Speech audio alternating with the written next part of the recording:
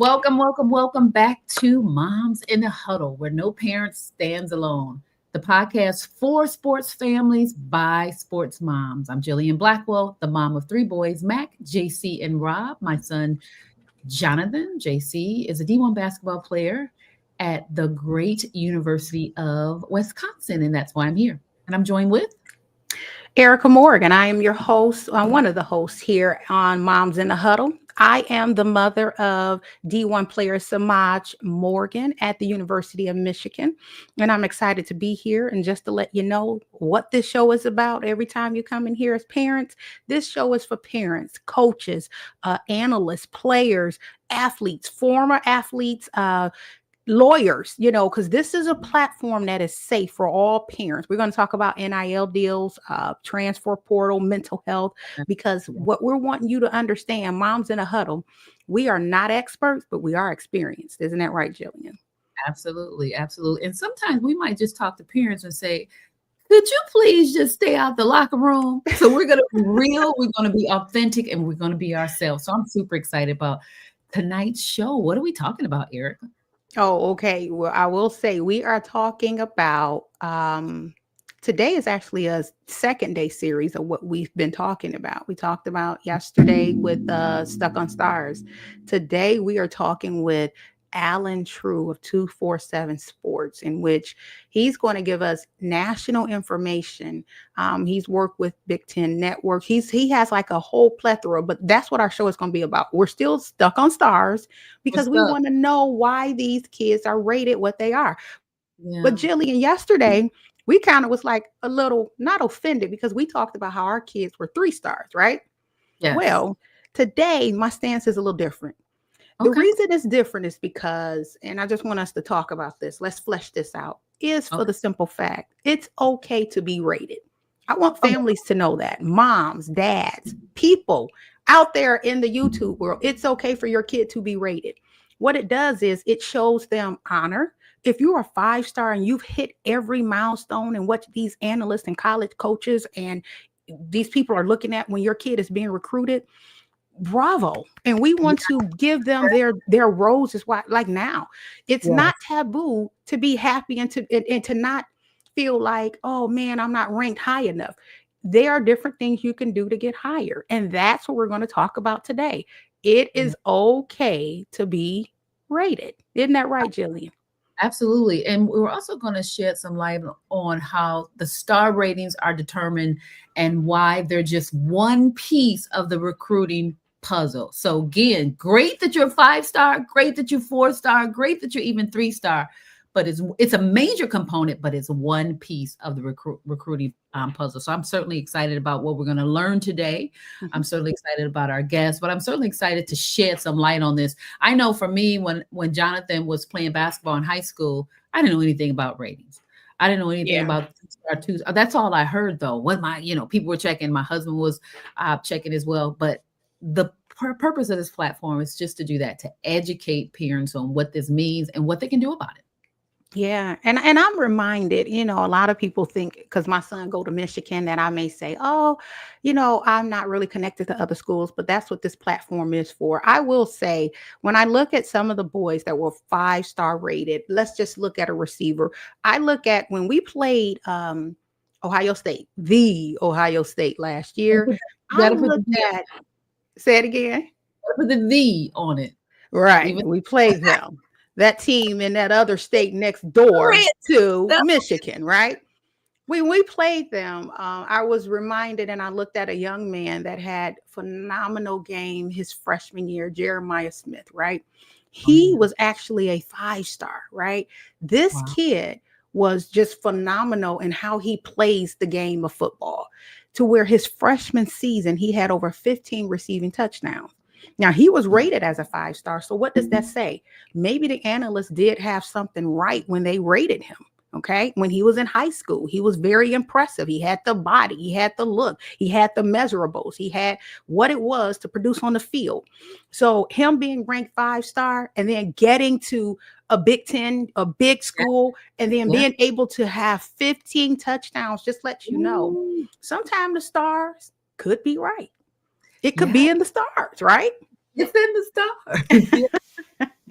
So they got it right. And again, we want to make sure that they know that's one piece. Certainly he had the stars, but he also put in the work. He also Yes. made sure that he was being in the gym, working with his coaches, listening to probably some of the positive as well as the negative things that people were saying. So Mm. you better be sure that young man worked on his game.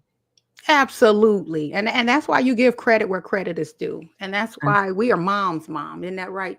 When Okay. I sit in the stands, I'll be rooting for a lot of our young men that's out there. Now, there are moments in which I'm like, okay, we got to win, but you have to root for these boys out here because they are putting in the time.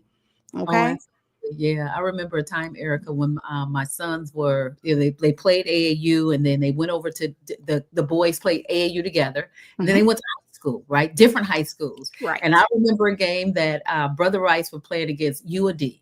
Now, Mm. there was a guy out there that I've been knowing him since the fourth grade, rated 3-star, 4-star. Right. And my son was playing against him. I'm a mom's mom. I'm still cheering because that's my baby that was playing. That's Might be right. wearing a different color, might be wearing on the opposite team across us. But again, we're mom's mom, so we cheer on our young men and young women.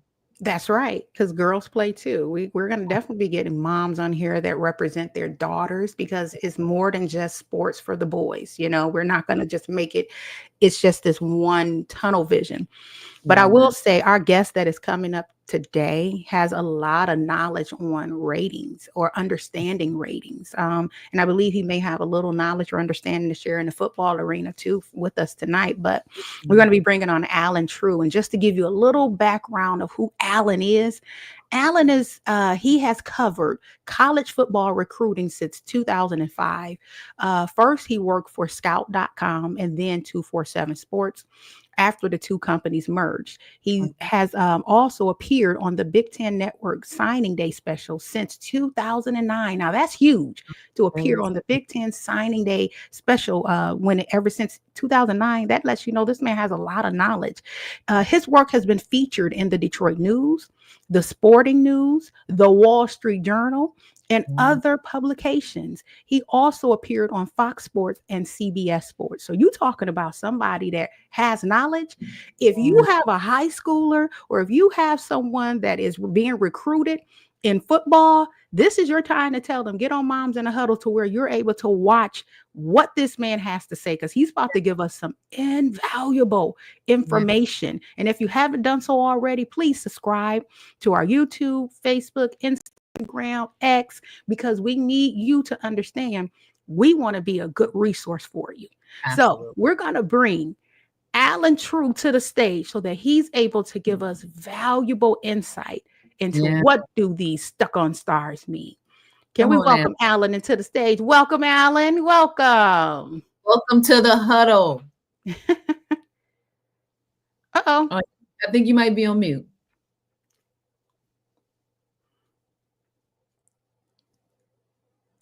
Okay. Can't hear you yet. Oh, no, we're not able to hear you. But are you able to hear us? Okay. Okay. Maybe the audio Fine on now. your. There Oh, you go. Hey, Allen. Okay. Yeah, there we you're go. in the huddle now. You're in the huddle now. Yeah. Perfect. Can we get one line to say, I'm in the huddle with us? You're in the huddle with us, Allen. I'm in the huddle with Erica Yeah. and Jillian. And Thank you, Allen. yeah. You're in the huddle. Well, Allen, we want to welcome you to the Moms in the Huddle. We want to thank you for taking our invitation to come on and talk about Stuck on Stars. One thing that people need to understand that stars are not bad. Stars are Yeah. actually good and can be very valuable. But then sometimes stars, we can understand, is not a true indication of it. So, Allen, why don't you start off with giving us a little bit more of your background? Let us know your involvement in how the rating system goes and the stars with 247 Sports. And then we're just going to build upon that. Okay, great. Yeah. So I lot to cover because I think what you said was correct. I mean, first of all, I do want to back up what you just said, which is that even if you have any stars by your name, even 2 of them, you are a very, very good high school player. And there's thousands of high school players out there who aren't rated, who would gladly trade places with you. So if you have 3 stars by your name and you're not happy about that, there are thousands of young men out there who have 0 that would happily take your 3. To be a 3-star, I mean, we can say every kid who's even honestly in our database who has a profile You have to be a good high school football player to even get your name in the system, let alone Really? the rating on top of it. We don't just put anybody in the system. I go to high school games every week, and I'm looking at rosters full of players, and there may be 2 to 3 to, if you go to a bigger school, maybe 8 to 10 kids on that roster that we'll even put in our system. So just to have a profile. So even to have a profile on a Rivals 247 or on 3, you have to be very good. So I didn't answer your question. Your question was my background. So I started off more on the reporting side, but I actually, my first thing was I started off as a draft writer for the NFL draft. And I started in high school. It was an early high school project. Wow. And so I went to the combine, NFL combine, when I was in high school still, and kind of learned that way. Played football, was not good enough to get recruited. But what I did have was I was the only player on the team that knew how to hook a VCR into another VCR and make a highlight for somebody else. So I was making highlight tapes for my friends, my teammates, and sending them to schools for them. And that's how I started getting more into the recruiting side of things more than the draft was. I was trying to help my friends get recruited. And then I got into it. My role has shifted a little bit throughout the years. It used to be that for a period of time, I compiled all of our national rankings, meaning everybody gave all the information and I figured them out. I've been our regional analyst. I still am a regional reporter, I would say more now, but I still help in terms of filtering the information that I get to a national team that figures out where everybody belongs. So I've seen this process. I've been in rankings meetings, all of our conference calls. I've all the conversations that we've ever had through 20 years of why should somebody be ranked here or there or here. You know, my first year doing this, it was, I think, Devin Hester, Vince Young, like that class guys that became NFL players. So I've heard all about the first Under Armour All-America game that I ever covered down in Orlando. Julio Jones and AJ Green played in that game. So I've seen them all, heard them all. I've been part of all of the debates. And so I do know what goes into it and what doesn't go into it. Wow. And that's what makes you so valuable. You know, Jillian, we were talking about our boys being 3 stars. Allen just said, if your kid is even a star. I love that. Who knew? Who knew? I didn't know that. I certainly did not know that. So, Allen, my question for you, for moms who are really new to this process, again, our kids are obviously in college, but for some of the current students in high school and their parents, the new to this process, what would you say are the top 3 things you think parents should know about how recruiting really works when it comes to like stars? Yeah, so I would say the first thing is that they don't affect your recruitment as much as people think they do. So if a player's unranked, sometimes I get the comment of, well, I really think if you guys could just rank him, he would start getting some offers. And that's really not how it works. The other thing about doing what I do is we get to intimately know colleges and how they work. So I have a good understanding of what colleges look for and don't. Honestly, dirty secret, a lot of them talk to us. So I have firsthand knowledge of, sometimes, and I'll tell you what, they don't get affected by what is more likely to happen if a college wants to offer your son and he's not ranked is they will just offer him a scholarship and then hope that we catch up. If he commits to such and such school, these websites see that we offer him, eventually he'll get ranked. We're not worried about that. Right. I've never heard a school say, we really like this guy, but just doesn't 24. Allen hasn't ranked him high enough, so we aren't going to offer him. They like the player. If they want your son on the roster, they will offer him. So it doesn't. The number one is there's not as much effect. Now, there have been times where a player's unranked and we see this player at a camp or an event or in a game or something, and we write about that player, and all of a sudden the media attention really helps that kid get some attention from the schools. But it's not because all of a sudden a rating went up and now all of these schools think they need. That's not how that works. So that's number one. Yep. Number 2, I would say that everything that you know about other industries that use a 5-star scale, you have to get it out of your head.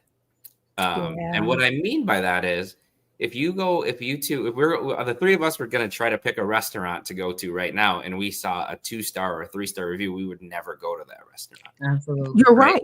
Or Yeah. if we were going to go to a movie and it got a 3-star review, we would think that's kind of an average movie. But that's because all restaurants get reviewed and all movies get reviewed. In this process, only the best of the best get ranked. So a 3-star is a 3-star out of only the best players already. We've already weeded out everybody who doesn't need to be involved in this. It would be like I took all the restaurants that aren't any good, I tossed them all out, and then I rated only the very best restaurants on a 3 to 5-star scale.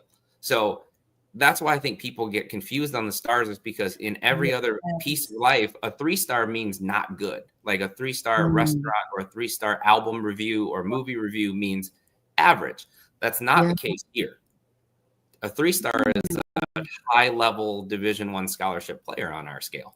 So that's the other thing you have to understand, is that this 3-star does not equate to the other types of 3-stars that you see in other walks of life.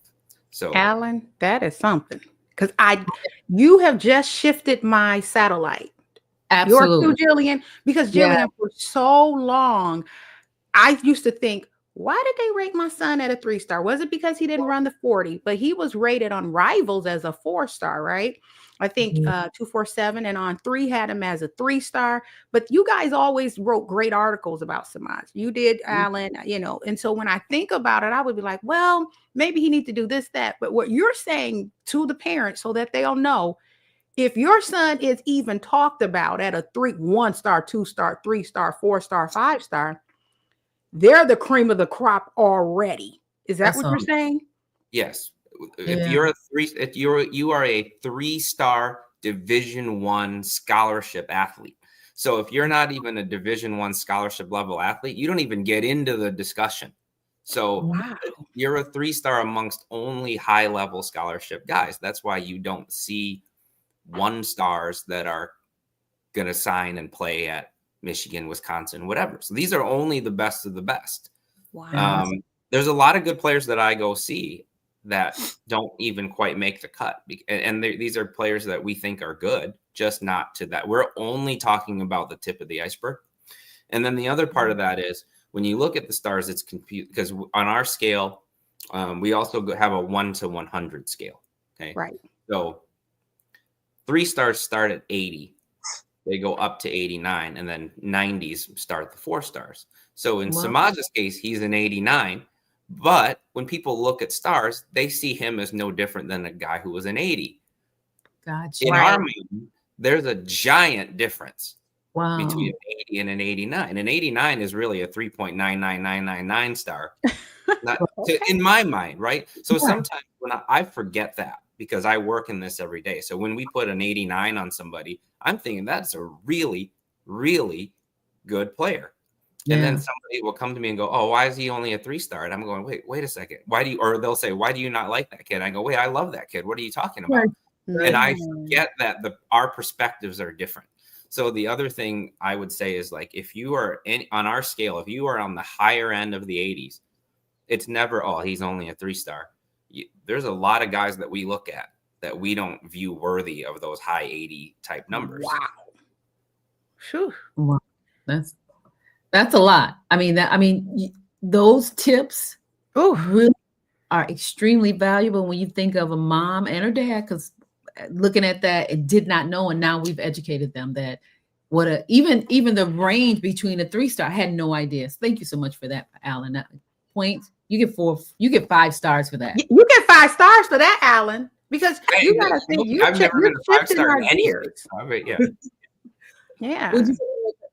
No, what I'm saying is, Allen is really all these years, you can misinterpret and misunderstand something to mean something that is really not. And that's what makes you so much of a valuable, being a national recruiting analyst and having your hands in on this. So, Allen, have you ever been a part of this process of ranking and setting stars? If so, how much of it did you do? And then if you're not still a part of the process, give us a reason maybe why not. Yeah, great question. So I've been very involved in the process before. We always have checks and balances. There's never just one person in charge, or it's never even just my opinion that matters on any, I'm talking about on any individual player. So with that, I'm just going to use Samaj as an example because that's the best example we have where everybody understands the situation. So on our staff, we probably had 4 different people or 5 different people who at some point gave an opinion on where Samaj should be. Wow. Me being the one who saw him by far the most on our staff, right? Games, 7-on-7s. I was at practices, at workouts, you name it. And knew him as a person also, and then knew what, his coaches said about him, knew everything as far as anybody on our staff knew way more than anybody else. But sometimes that can mean when you get closer to certain kids, you can have certain biases. You can do something what we call over-evaluate, which sometimes if you see a guy too much, you notice his positive and negative qualities more than everybody else. You see all the warts, you see all the good stuff. And so somebody coming outside with a fresh perspective, we think sometimes offers something. So sometimes somebody would come in from so that's why we would have other people take a look. And me being here, I know what I think of. I can say Samaj is the best wide receiver in the state of Michigan. I don't know what that means on a national level. I don't know how he compares to the best receiver in California. I don't know how he compares to the best receiver in Texas. So we have people who have that perspective, who watch everybody. Who can then say, okay, Allen gave me this information on the kids from Michigan and Illinois, Indiana, and his area. I can compare that now to what I'm getting from the guy who's out west, and et cetera, et cetera. So then throughout that process, those national scouts will then set a board and say, these are what we think, 1 through whatever. We get to look at that, and I can say, oh, man, you really are you guys did Samaj dirty, right? or I can say, you're in there for us. Right. Sometimes, so I give my opinion, and sometimes they listen to it, sometimes they don't. But I feel very good about the process, at least being fair from that standpoint, that people are just trying to get it right, and that multiple people have an opinion. That's why we've done it that way. As we've gone on, we've started to separate people who are more on the reporting and information side and the scouting side. So I've shifted more to reporting because I enjoy both of them, but this part of, getting to know people like yourselves, and Erica, in your case, your husband, and Samaj, and all I enjoy that part of it. So I'm still involved. Obviously, if there's kids from my area that I'm seeing, I'm still giving my opinion on where I think they fit in nationally, but I'm not directly as involved in the rankings process. And I would say that shift happened for us to really feel like we don't have a biased process, but also because the reporting side's gotten so big. Now we don't just write about high school kids. Now we have to write about portal kids. It's just gotten to be a lot for one person to try to handle all of that. So that's why we've sort of shifted things that way. But I have been very involved. I would say more involved in the past, still involved now, though. That's good. Wow. Question for you. So have you seen the difference in how programs evaluate like things like leadership and attitude? Someone's just come to my door. Or even like parent involvement during the recruiting process. Like, does that make a difference? Yes. So I would say it's interesting if you like I said, I started in the draft and I still follow the draft, and it's every NFL team does it differently. You look at this year with how many different things you heard about. This school or this NFL team thinks this about Shedeur Sanders. This NFL team thinks this about him. And there's not always like an agreement even between NFL teams. So now you're talking about 32 NFL teams versus 100 and some Division I colleges. They all do it differently. And then within those schools, each individual coach does things differently. Right. So if you're a wide receiver, the wide receiver coach at a school might evaluate differently than the linebackers coach. They might value different things. And so absolutely. And even within our staff, that's the case. I know I don't always see things the same way as my counterparts in the West do because we value different things. Right. I would say that there is some common threads. Everybody values, obviously, the better the athlete you are, the more traits you have, the better a student you are, the better character you have. Those all help you Mm. Everybody likes those things, but everybody has a different scale on what they're, I would say, willing to compromise on. Some schools may say, oh, he doesn't check certain boxes, we're okay with taking a chance. Other schools may say, no, never, if he doesn't have this, and this. Yeah. And Alan, when you think about even basketball, I know that you're primarily in the football arena, right? What is the difference between evaluating a football player or evaluating a basketball player, and how true are those evaluations when you really think of it? Basketball is way easier, I think. Oh. I think they have it easier, and I'll tell you why. First of all, I'm jealous. I always tell them I'm jealous of them because they've never had to sit outside in the snow when it's 30 and watch a playoff game. They're always in a gym. So every time our basketball scouts, if they complain about anything, I'm like, you guys have no idea. Wow. Easy you have it. One big difference, I think. Not by recruiting, but just as a mom. I hats off to Erica. No, thank you. No, thank you at all. We've been in some we've sat in some bad weather games. That's the blessing and the curse of your team making it deep in the playoffs, right? Is you're still playing, but some of those games get. Oof. Yes, I'm very prepared now. I got hand warmers, I got everything. Basketball. The reason I say basketball is easier is, first of all, there's less people to evaluate, right? Yeah. 10 players on a court versus 22 on a field, and even in that, there's 22 players playing. But in football, there's a lot of rotation too. Mm-hmm. And I would say in football, there's a lot of positions where there are more role guys. Mm-hmm. That exists in basketball, but evaluating a left guard in football where he's just blocking the same guy over and over again in high school, that type of comparison doesn't exist in basketball. So sometimes that guy is hard to see. Whereas I think if you go to a basketball game, the standouts are the standouts for the most part, right? They also have the advantage of, in the summer, they get to see best on best at AAU. And and they're playing the game. Where in football, our whole offseason, we don't watch a single game. At least the basketball scouts, they're watching them play the actual game. We're watching drills and one-on-ones.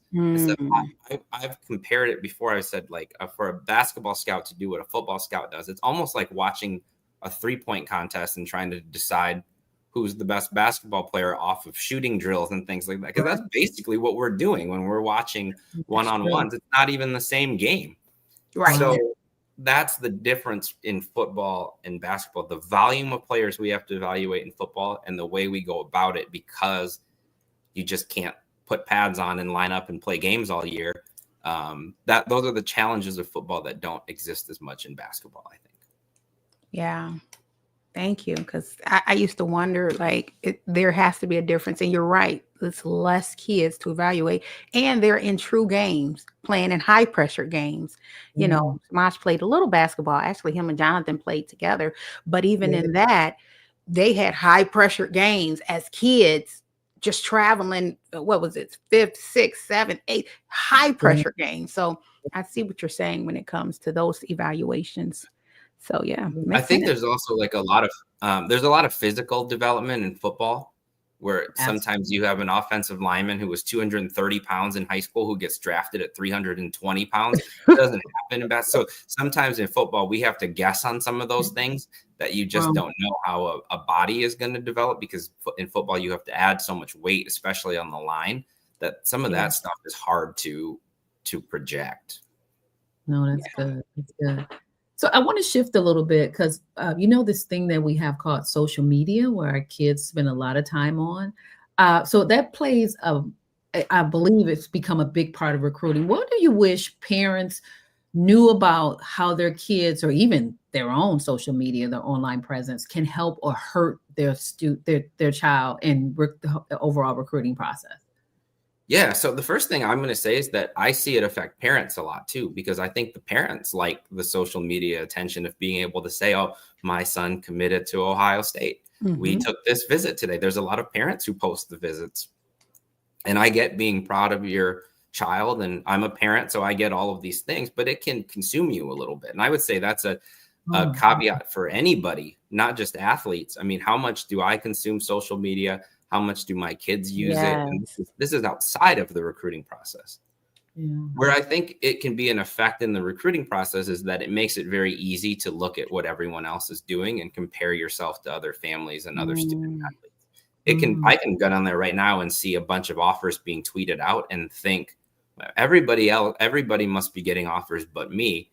But you can see 5 tweets and think that. You're still not seeing everybody. So that's the same thing where it's like social media, you can sometimes only be shown little bits and pieces of everybody looks happy on social media, right? Everybody's lives look great. Everybody's posting the best meals they had and the best vacations they had. And so you can look at all of that and think, wow, man, everybody else is doing really well except me.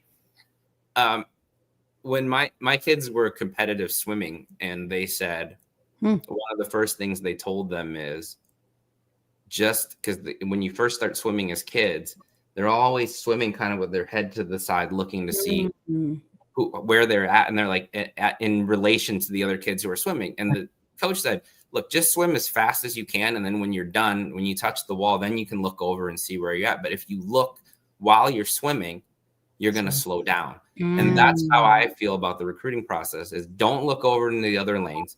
Don't worry about how many offers your teammate has or this other player in your conference has. Just swim your race as best you can.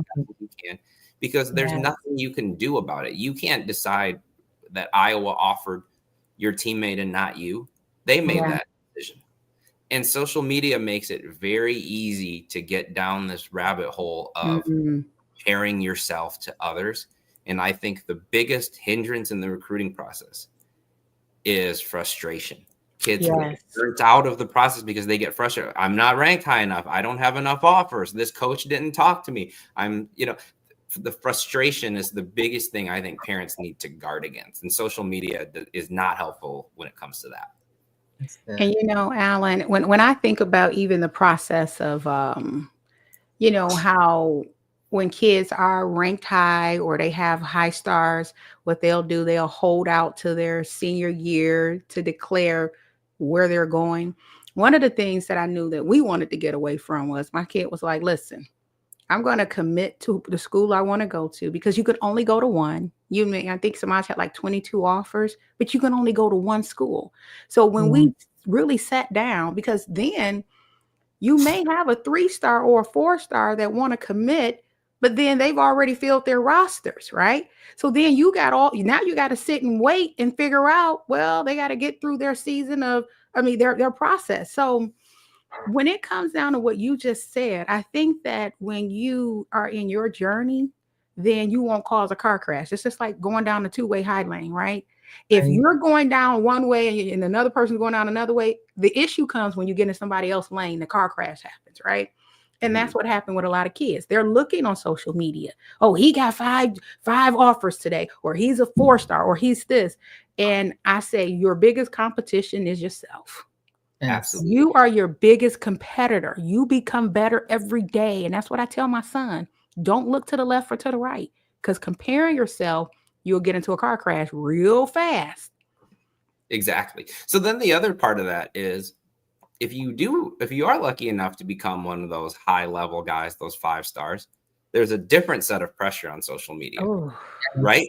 There's people trying to recruit you. There's people offering you things. There's people coming at you all the time.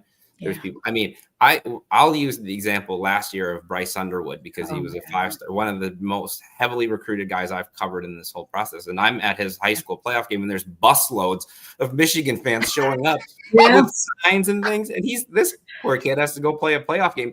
And to his credit, he handled it extremely well mentally. But not everybody's built to handle that. So that's the other side of social media is if you're one of the ones who doesn't have what you want, then you can compare yourself. But if you are one of the ones who's way up there, you have this different set of challenges where your social media can be going off all the time. Yeah. It can create some ego that also makes you get off track. It can take your focus off of football because there's a lot of people who want to hang out with you socially. There's a lot of, now these recruits are so big. They have, there's celebrities trying to, there's lots of people trying to talk to them. That's true. And I think you know, like I really respected how Bryce and his family handled that. And so I thought it was that's the other side of this that we don't talk about very often, because everybody looks at those 5 stars and go, oh man, those guys have it so easy. They've got everything. Not so easy. No. Wow. Because it could be a lot of pressure, because then you have to produce for what people think you are. If I'm a 5-star, oh, you have to produce. I look at Bryce even now, like this kid is about to go into the season. Everyone's like, he has to start. He has to start. He's going to start. And that pressure is on him. But you know what?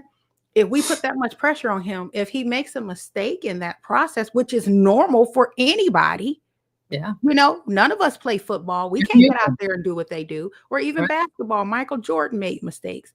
Then how far do people expectations come of you? That's why when it come down to the stars, me and Jillian was talking about Cam Ward. He was a 0-star, Allen. He wasn't even on you guys' radar. Yeah. And he went to the NFL, and he was what? This year, the first one to be drafted in the first round. Talk about that, Allen. Why wasn't Cam Ward on y'all radar? What didn't you see in high school that when he got to college, he excelled in? So sometimes, first of all, sometimes I think it's almost better to not if I had the choice right now, you know, my kids are in grade school, but if I had the choice, obviously, if they can get to the level that Bryce got to, or if they can be a 5-star, it's great. I don't know that I would want them to be in that kind of a fishbowl, though, that young, certainly, right? Like Bryce, it's a good example. The spring game, people were asking me after, well, what'd you think of it? You know, we kind of expected more or this and that. I'm going, that dude should have been in algebra or whatever he could have been in high school, right? He graduated early. Like, why are we breaking this down like that? Let the boy develop, right? Before we start, you know, exactly. He's been in college for like 2 months. So, you know, that's the other side of it. So Cam Ward is interesting. Cam Ward is a good example of, like, I'm not saying we don't want to take responsibility for that. We're very culpable, and like I got this wrong.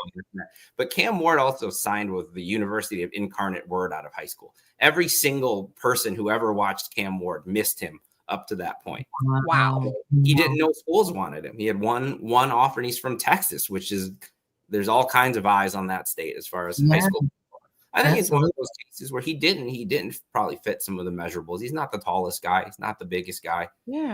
There was probably some of that. I don't know him intimately enough to say what his high school situation was. If he maybe went to a high school that didn't get recruited as much as some of the others. I also think this just happens sometimes. This just happens. Guys develop at different ages. I mean, I grew up with guys who were the best players in our area in 7th grade, 8th grade that didn't play college football. Yeah. While guys developed later, there's always some kid who catches a growth spurt, or just kind of the light comes on late, and that just happens. And it's what makes it interesting what we do, because if what the ranking said was perfect every year, it would be boring, to be honest with you, if we were right all the time. The Cam Wards make it interesting. And so I thought this year's draft was the perfect example of that, because the guy who went after him was Travis Hunter, who's been a 5-star number 1 through the entire process. So you couldn't add more different first and second picks. You saw the whole spectrum of what can happen from a 0-star, not wanted by any colleges, to literally the number 1 guy in his high school class, winning the Heisman and whatever. And I think there's like I said, there's challenges to both. It's hard to be Cam Ward and make it. It's also hard to be Travis Hunter and make it through all of the people are breaking down his social life and things like that. It's he still has to take care of on the field while dealing with all of that too. So I think there's challenges to both. Absolutely. Wow. Yeah. Well, we want to take a quick break for our marketing moment. One of the two things that Eric and I do is we do a marketing moment and a legal through the legal lens. And we talk about the fact that we're experienced, but not experts. But we're experts in this area. I have over 25 years of marketing experience. I currently work for Amazon. I've worked for AT&T, Microsoft, as well as Xerox. So I'm going to give a quick marketing minute moment with a mom. And so a particular tool that a student can use is to create a clean 1-page recruiting resume. You are the single person that can tell your story. Yes, you can send them to a website, you can send them to you have a bunch of reels, but think think about this as your elevator pitch on paper. A quick, clear pack with essential information, what coaches want to see in a glance. So what's interesting to me, so my coaches were calling my son, right? And they were having the conversation. Wouldn't it have been wonderful? We didn't do this, but wouldn't it have been wonderful as you're wrapping up that call, you say, what I would like to do, coach, let me get your email address and I want to send you my one pager. Internally within Amazon, we call it a walking deck. It tells your story about who you are, your background, your family, everything. Because when they're recruiting you, they're just not recruiting you as an athlete. They're recruiting your parents. They're recruiting your family. So this gives you the opportunity to tell the story. So a couple of pieces of information that should be in there, just basic information, your name, when you graduated, your GPA, your academic information, your athletic information.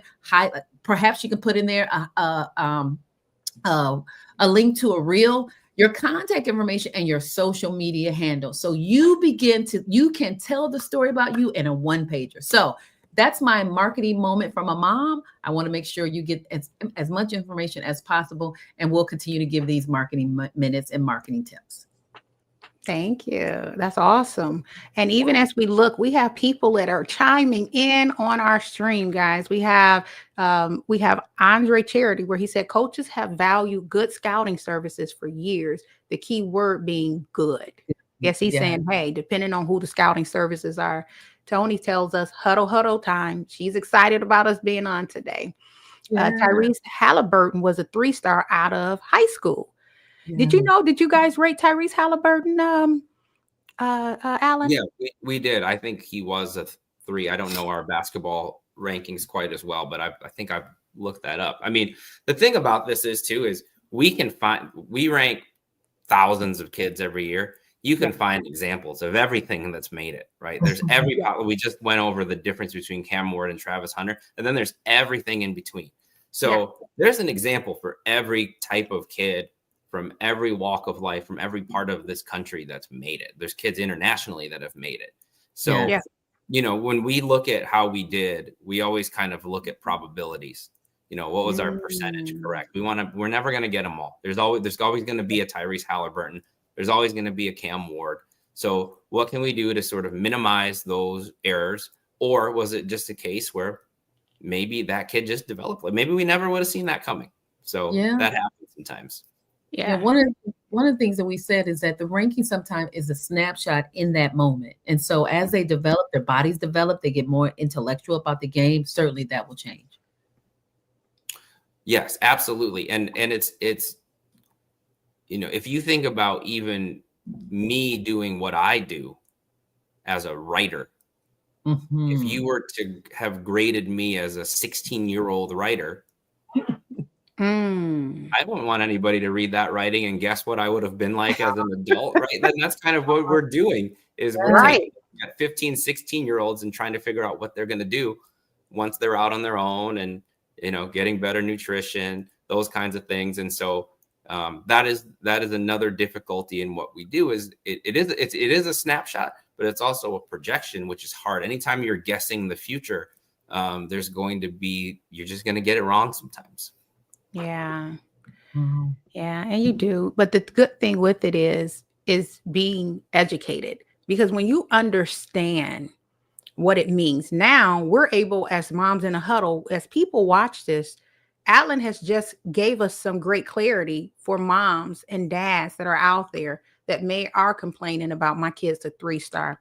They don't know that their kid is considered the cream of the crop nationally to be put on a national ranking in that way. So I'm telling you, done cleared up and unfogged our eyes to say, man, this is amazing.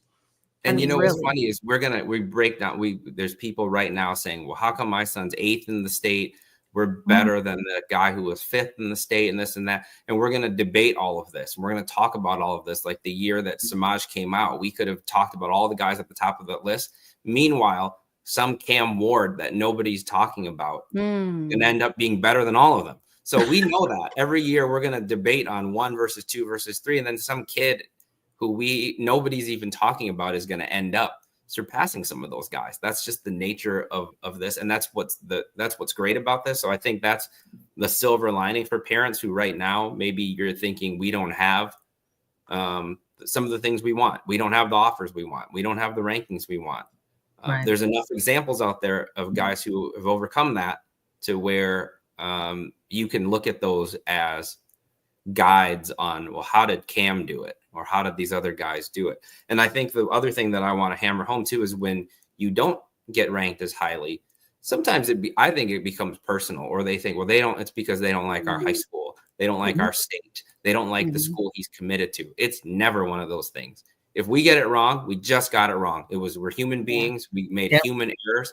It's never because, well, we don't like Wisconsin, or we don't like Michigan, or we don't like West Bloomfield, or whatever, right? It's never one of the, I can tell you, I've been in those meetings for 20 years. That's never the reason that we didn't rank a guy as high. Wow.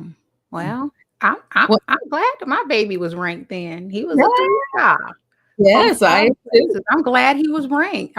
Because I'll tell you this. Thank you for ranking my son, because I will say it allowed him to get offers. They did look at the fact he was a 3-star, but there were other mechanisms that they did look at. And so I am so happy that you guys said, we think this kid needs to be part of the cream of the crop. So thank you, Allen. That was amazing. And just even how you explained it to us. So we appreciate that. And I will say, I think we did adjust him as he went along. I think he was a 3-star, but he was lower in the 80s when he first started, because I remember that conversation. And then as he played more, as we saw him more, he inched closer and closer. Because I remember fighting that battle and saying, like, we're getting him closer. He's just, so that's the other thing is, like, people think we just throw a rating on and then it's done. We talk about it all the way through the very end of when these guys sign. It's not done until February of your senior year.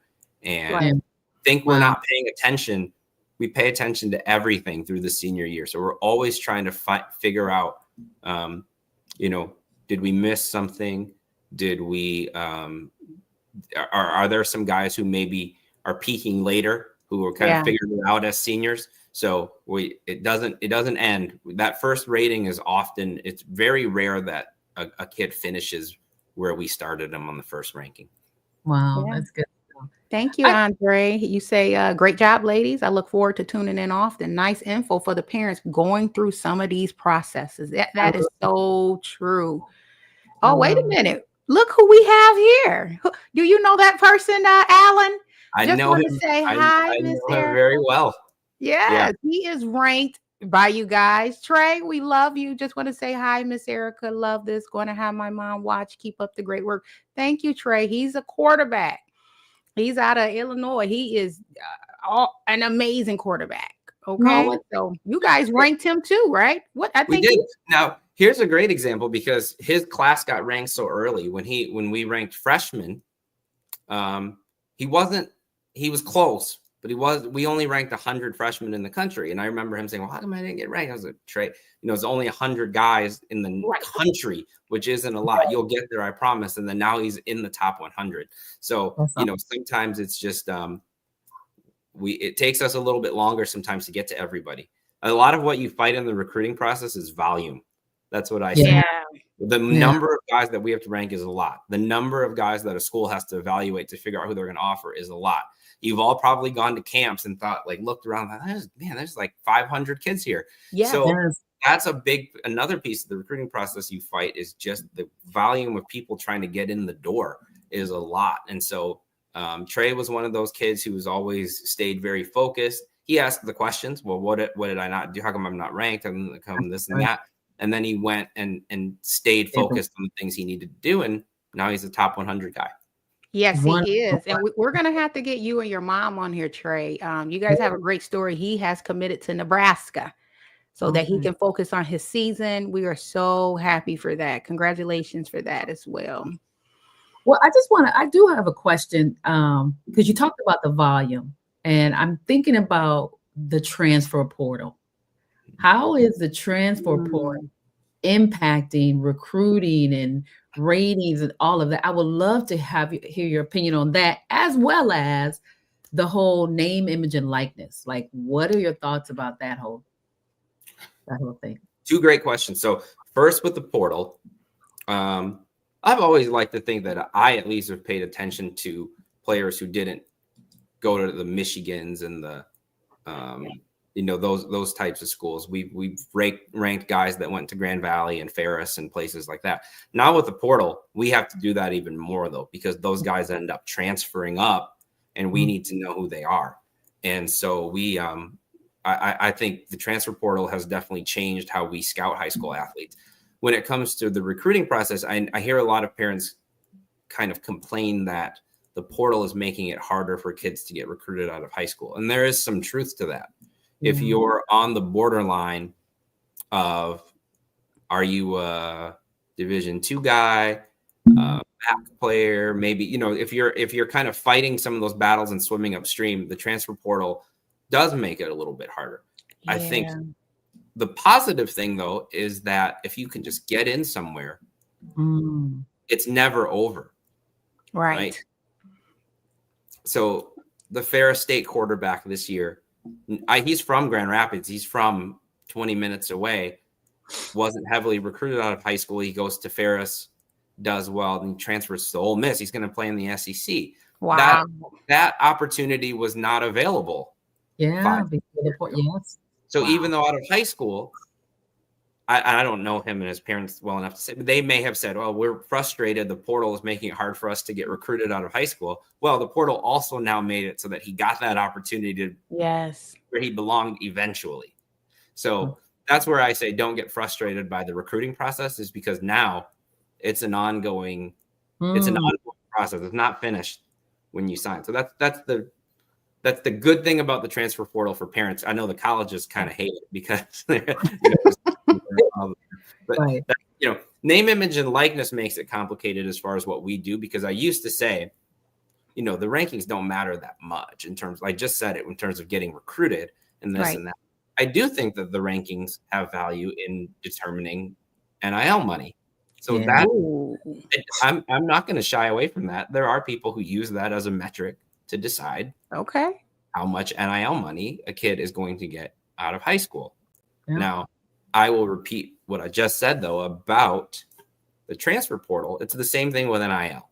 So do you want to get what you get out of high school? Or if you don't, if you play your way into being a valuable part of that team, you will get the NIL money eventually anyway.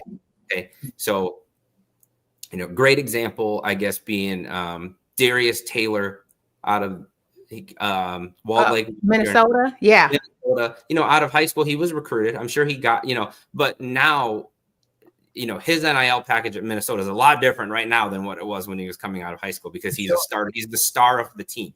Absolutely. So that opportunity will always be there. So NIL has affected and I will say this: you hear about these big NIL deals for high school recruits because those are the ones that generate headlines. Right. Or 95% of the student athletes who sign to play Division I college football, NIL shouldn't be a factor. It's only a factor for the very tip of the iceberg. The rest of those kids should still be deciding their school based on where they're going to get developed, where they want to be, academics, do you like the coaches? Because the NIL money isn't enough at that level to be a factor in the decision. So even though you hear about NIL having this big kind of sweeping change in recruiting, it only matters to the Bryces and the kid at Tennessee, Nico Lamaleva. Like, those are the stories you hear about, but it's not like for most of the guys coming out of high school. So that's the other thing, like where I say, don't kind of swim your lane. Don't look at social media. NIL is a big part of it. Don't look at the rest of social media and think like, I need to get those kind of NIL deals. Because for the majority of guys who sign, even at high major college football, they're not, I don't think they're getting NIL packages that are big enough to where it should sway their college decisions. If they make the right college decision, that money will come. Absolutely will. As the result of being at the right school and then going on to the NFL. Improving yourself while you're there. That's true. Awesome. And even with thinking about what you just said, Allen, it's like that NIL is very important. I know one of the things that with Samaj that me and his dad sit and talk with him about, it was a point where you couldn't get paid. So now everyone is getting paid. So if you have the mentality of being grateful and not greedy, because here's the thing, you can be grateful and not greedy, because a lot of these kids, I know for my son, NIL has changed his life. Yeah, So same. when it comes down to that, okay, 14 million versus however much they're going to pay you, you be grateful in that, because schools see how much you're contributing, and then it'll take you to the next level. So NIL is very important, but if you follow the money, it can lead you down a wrong path. Absolutely. So you want to make sure that the school you're going to wants you. That's number one. Number one. I tell my son, stay humble and keep your head down and play. That's all you have. And to tie that all together, we were just talking about how your sons were 3 stars, but we're also talking now about how they are getting NIL money that's changing their lives. And so the 3-star ranking did not affect them from being able to do some of those things to change their lives. So yeah, the ranking matters in NIL, but it also doesn't in a way. Like Samaj came in and contributed right away as a true freshman. People knew his name right away, and that's allowed him to, that's the whole point of name, image, and likeness, to then be able to capitalize on what you do on the field. So in that way, his ranking people would say, well, 3 stars don't make it. I was like, that's not true. It's all what you make of the opportunity. Hey, yeah, that's good. Hey, man, I like that, Allen. I just want to shout out to Andrew. Andre. He is. I just love this guy. I mean, he is a sport fanatic. Comes to a lot of the games. He knows the game. So thank you so much for joining us on Moms in the Huddle. We appreciate your comments. We appreciate you following us. And don't forget to follow us. Yes, you're hanging out with us on YouTube, but follow us on all of our social media channels, Moms in the Huddle. And check us out on momsinthehuddle.com. So you can subscribe there. We can send you information about things we're doing, because guess what? Eric and I are going to be hitting the road. We're not just going to be on the computer. We're going to be in the field, in the gym. So subscribe, follow, and like and share. Thank you. Yes. So, Allen, we don't want to take up much more of your time. We can be on here talking to you for hours, because that seemed like how it be going with the shows. But we want to thank you for coming, sharing the knowledge as it relates to rankings. You've shifted our dish to understand what it really means. So we're going to take that back to other moms, to other dads, so that they understand what it really means. So we thank you so much for what you've given us today. Yeah, I appreciate that. Been an honor to be in the huddle. I wish you all the best with the show. And I will tie this off too by saying some of that is our fault. I don't think we've always done the best job of putting out some of this. Everything that I just said, we can do a better job of putting out the education on what these rankings mean and stars mean. Part of that is we're just very busy. We're doing all kinds of different things. So, but that's on us too. So I appreciate you having me on to be able to answer some of these questions. And I'm pretty easy to find if people have questions. I'll gladly come on again. But I think this is a very valuable resource, and it was a joy to talk to you both. And where can they find you, Allen? If someone want to come and get information on you, where can they find you? Yep. At Allen Trieu on Twitter, ALLENTRIEU. That's the easiest place to find me. I have open DMs. You can message me on there. And I respond to just about everything. Unless you have a complaint about rankings that's invalid, and I ignore those. Right. You're like, oh, no. Yeah. There's a lot of those. No, but I try to answer all the questions. So find me on there. Or if anybody has a question that they want to pass through you to, somebody who wants to ask you a question to ask me, you know where to find me as well. Love it. Thank you, Allen. Great show. Great. Thank you so much. Have a great day, Allen. We thank you. Have a great one. Man, this is Allen really used his platform, like what Samaj just said, to share that knowledge. That knowledge right there, Jillian, here we are. And that was made by Mr. Samaj Morgan Sr. there. Yeah. I will say, here we are, like, oh my goodness, our babies are 3 stars, and we don't know what they don't see. No idea. What's wrong with us? What's wrong with us? No idea. And again, the analogy that he used for every rating, whether it's a hotel, a movie, or a show, I was thinking it was the same star. I mean, I was thinking the same concept, like 5-star is the best, 1 star. So I'm like, what? And again, I just assumed, okay, well, here 3-star. We're going to live with that and keep it moving. But I had no idea the 3-star was actually saying that you're doing something really well. You're doing something really good. So, I mean, think about it. Out of not hundreds of thousands of kids in an entire nation. You're thinking about millions of people that have millions, they have children. Yeah. And your kid is picked in the top 300, top 500 Yeah. or less to say you're the best of the best. Wow. But you just so happen to fall here. Man, I tell you. I wonder if our husbands knew that. You think was this an aha You moment know for you? what? I think my husband would say he knew, but He I'm gonna knew? tell you, I don't think he knew, because if we knew what we knew today, we wouldn't have been tripping. Yeah. And I don't think we were tripping, but we Right. wouldn't second guess. Yeah. Why is my kid a 3-star? Right? I don't think I call him Blackwell. I don't think Blackwell knew that. So I'm laughing at Andre because I remember a post I said something and he had to educate me. So I love one of our taglines is that we're experienced, but sometimes we're still educating ourselves. We're still learning. And so I would love to say I knew something about sports better than my husband. So I think this might be one of the nuggets I could take back to him and say, Right. Did you know? Did you know this? They gonna be like, oh yeah, we know that. Yeah, I know. See, here's the thing. I know the type of husband I got. He gonna say, yeah, I knew that. Oh, really? Did you? But you know what? I'm just gonna take it for what it is. That's why in the huddle, no parent stands alone. We're standing in the huddle with you guys. Yeah, absolutely. Jillian told you to go like and subscribe. Go make sure you tell your family, your friends, whoever have children, they need to subscribe to this because we're being educated on this thing, which takes me to the legal note. Yeah. The legal moment that I want to talk about today, I had a mom reach out to me and they were just asking about power of attorney. This is our teen mom group text that we got going on. Do your kid have the, as relates to medical power of attorney for your kids? We're going to go do this. Do you know how important, and do you know majority of the kids or even athletes may not have a will, a trust, a medical or financial power of attorney? As an attorney that have prepared such documents on many, many levels, if your kid is an adult, age 18, 19, 20, making money, don't you think that they should have those things prepared for them?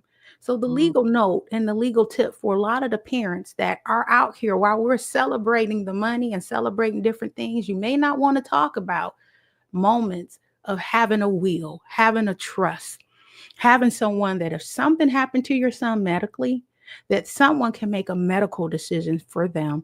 More than likely it will be the parents, but at least they have it written to where they can let someone know exactly what they want over their finances, over their health.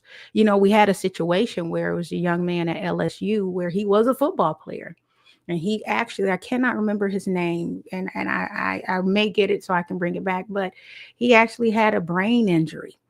And there were coaches that was making decisions as it relates to maybe getting that kid surgery, or they didn't know if he was really injured.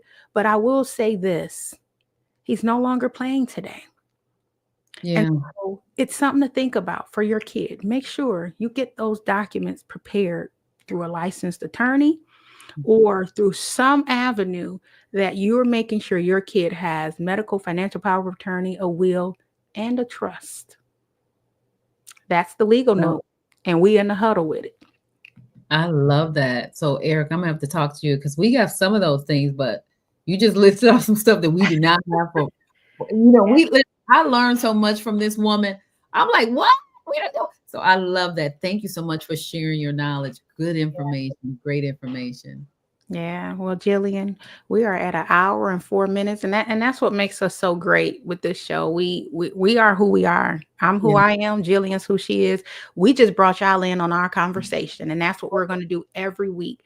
Yeah. I do want to let you guys know that going forward, we kind of been throwing the show out, and you've been getting the live, but we're actually going to change up some things next week. We're going to come back next Monday. Mondays are going to be our live moments, and you'll know who our guests are before they get here. But next week's show, Jillian, what is it going to be on next week? Who do we have on the show next week? Girl, who? I forgot. You Is it our husbands? Is it the sideline parents? So you're going to have, y'all, this is going to be a treat right here. You're going to have, like she said, Mr. Blackwell, you're going to have Mr. Morgan. You're going to be able to ask questions, pick their brains. You're going to hear how they are the sideline parents now. Yes. because they had to give their kids off to someone else. You know what I'm saying? And I just want you guys to know that's going to be, you're in for a treat. And also, Trey, we are going to let us know. He said, let us know. He said with his mom, we would love to come on. Trey, you and your mom have an amazing story. And if you have a story, see, you're going to have your kids out there in sports. No story is too big. No story is too small. Write into us. Jillian gave our website before. What's our website, Jillian? momsinthehuddle.com. Real simple. Real simple. Go there and say, hey, I got a story to tell, because you may end up being in the huddle. That's what we're here for. All right, Jillian, where we at? Our hubbies will be here tomorrow. Not tomorrow, next week. And you know what? We do our little chat. My girlfriend said I was a cornball when we did Moms and she said, would you stop being so corny? So let's do that over, Erica. Come on. I'm gonna ask. Okay, we gonna get everybody learning our chant. Now, if y'all know somebody that can come and kind of create something for us, but I'm gonna tell you this: our Moms in the Huddle chant is pretty sweet. And this is what we're gonna say. We merged a couple songs together. We ain't got no copyright infringement, but I will say this: it's just us because we can't sing. But this is our chant. It's called Moms in the Huddle. Where you at? In the huddle. Moms in the huddle. Where you at? In the huddle. Moms in the huddle. Where they at? In a huddle. That's the anthem. Get them hands up. Hey, y'all get them hands up because y'all in the huddle. Yes, you better not call me a cornball. She said you are so stale. No, you're not a cornball, Jillian. That's what we do. That's what we've been doing at the end, though, Jillian. We started off a little, but now that seemed to be. Yeah. Natasha Gibson says, excellent show, great content, and very informative information for on and off the field court. Thank you, Tasha Gibson. If you people don't know, that's my bestest friend in the whole wide world. You know, why your friends' family show up for you? Be like, yeah, I'm going to come on and see. And that's why we are in the huddle. See, we're in the huddle with our family, our friends, our sisters. Jillian, you have sisters, friends. We got so many people we're in the huddle with, don't we? Awesome. We got some great guests coming up. Reggie McKenzie of the Reggie McKenzie Foundation will be joining us soon. I'm super excited about that. I am too. We're going to keep a secret, but we'll be giving you the information in advance on who's coming to the show. We're just excited about what I'm just going to say what God is doing. It's been an amazing journey so far. I'm excited about it. It is. So tune in next week, next Monday, for a live stream on Moms in the Huddle. You guys have a good weekend. Stay safe. All right. Bye-bye. Bye-bye.